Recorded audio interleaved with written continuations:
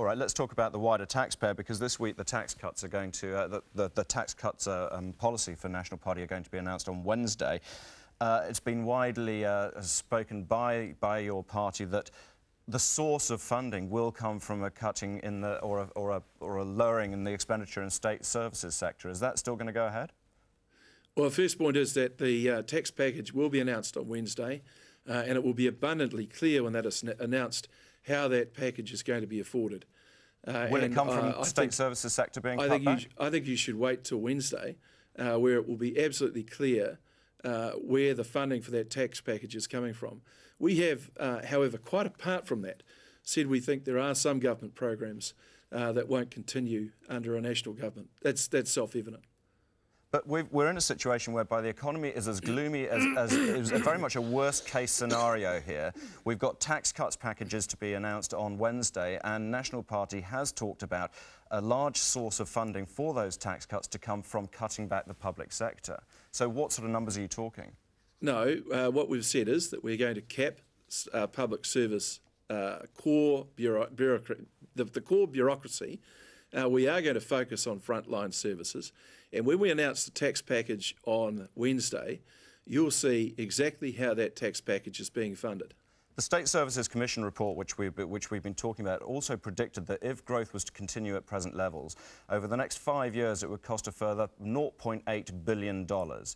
Now, when it comes to funding tax cuts, that doesn't sound like a lot of money, and that's if growth were to continue at this stage. So how little are you actually going to be able to fund your tax cut programme from the state services sector? Look, the tax policy will be announced on Wednesday, and you'll see exactly how we intend funding those tax cuts at that time.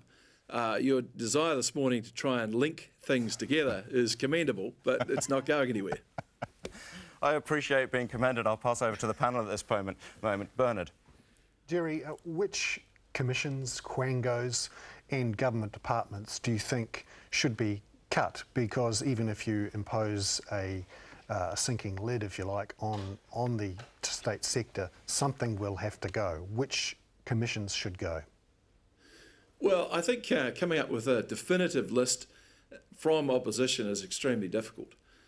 You'll take, for example, in the energy sector, where I have a spokesman's role, I've made it very clear that we want to look at the interaction between the Commerce Commission, the Electricity Commission, some of the roles of Transpower, and indeed the Ministry of Economic Development, and work out what's needed and what's not. Because in that particular area, I could tell you, I think there's a lot of second guessing and game playing that goes on. And we want to try and thin that bureaucracy as much as possible to make sure that we get more secure energy supply. Now, I'm sure that that situation exists in other people's particular spokesmanships. And so in government, there will be a greater focus on exactly what shape the bureaucracy is needed to be in to deliver what we want in a policy sense. What's to stop, though, if you freeze the numbers in the central government, numbers of state employees, that they just don't go out and employ a bunch of consultants and increase the total cost anyway? Yeah, well, I think that's for ministers to deal with the individual heads of those departments in their interactions in that way. And just finally...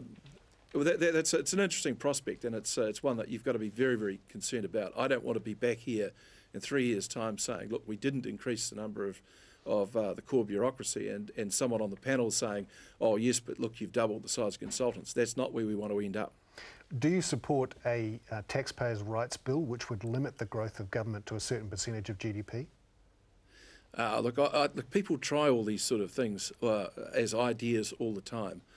You know, we have a relatively straightforward electoral system in this country, a very short electoral cycle compared to many other parts of the world.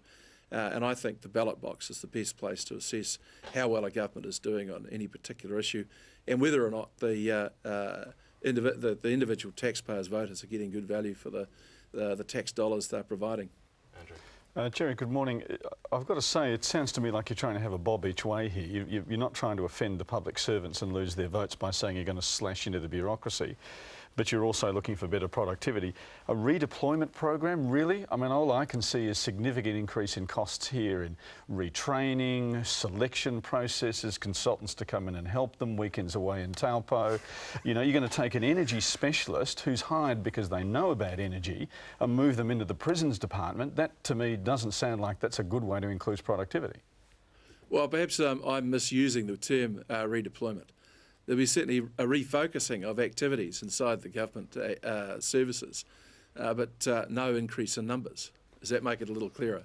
Refocus, redeploy, you call it what you like. But if you're saying to me that energy has too many bureaucrats, but there are other departments that need more, that can only mean one thing, that somebody's got to move from the energy department and move to another department, and therefore they've got new program. No, look, that's where I think I've got you, I've put your crook on saying redeploy. I think reorganise might be better, refocus, whatever you want. It may not be the same individuals. No argument about that.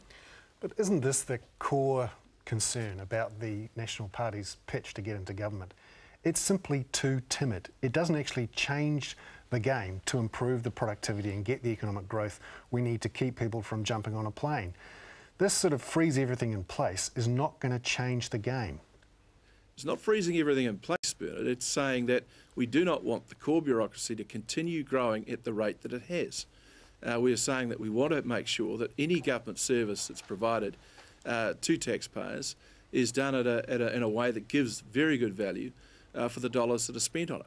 Now, you know, you can say, look, let's go out and have a massive slash and burn.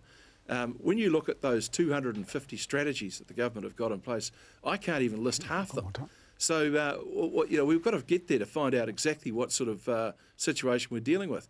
Despite the Official Information Act, despite all the disclosures that are required around the place, until you are in government, you don't have great information or definitive information about actually what's going on. But if you're giving limits, you say you're going to freeze things, aren't you giving yourself the ability to actually go in there and make some significant changes which could get the economy going?